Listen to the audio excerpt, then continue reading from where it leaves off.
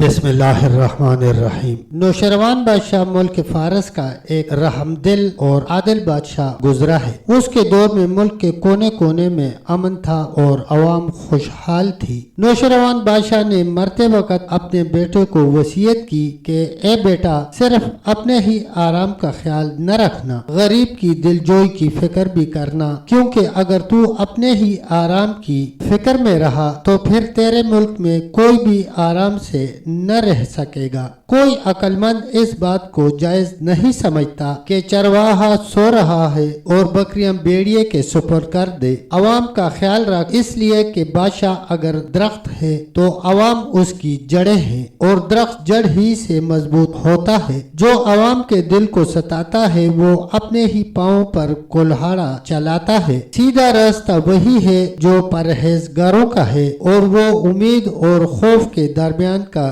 راستہ ہے۔ ایمان خوف اور امید کی درمیانی کیفیت کا نام ہے۔ جو بادشاہ چاہتا ہے کہ میرے ملک کو نقصان نہ پہنچے، وہ مخلوق کو ستانا کبھی پسند نہ کرے گا۔ اگر کسی بادشاہ میں یہ صفت نہیں تو اس کے ملک میں امن کہاں؟ تو جس کا بندہ ہے اس کی رضا حاصل کرنے کی کوشش کر، اور اگر تو خود سر ہے تو جا اپنا سر کھا۔ خوشحالی اس ملک میں نہیں آتی جہاں کی مخلوق بادشاہ کے ہاتھوں تنگ ہو۔ طاقتوروں سے ڈرنے کی بجائے اللہ سے ڈر۔ جو اللہ سے نہیں ڈرتے وہ تجھے ضرور نقصان پہنچانے کی کوشش کریں گے۔ رعایا کو ستانے والا خواب ہی میں ملک کے اندر امن دیکھ سکتا ہے۔ ظلم سے خرابی اور بدنامی ہوتی ہے۔ رعیہ کو ظلم سے نہ مار، کیونکہ وہی تو حکومت کی پشت پناہ ہوتی ہے۔ اپنے فائدے کے لیے کسان کو نہ ستا، کیونکہ مزدور خوش دل ہوگا تو کام زیادہ کرے گا۔ کسی بھی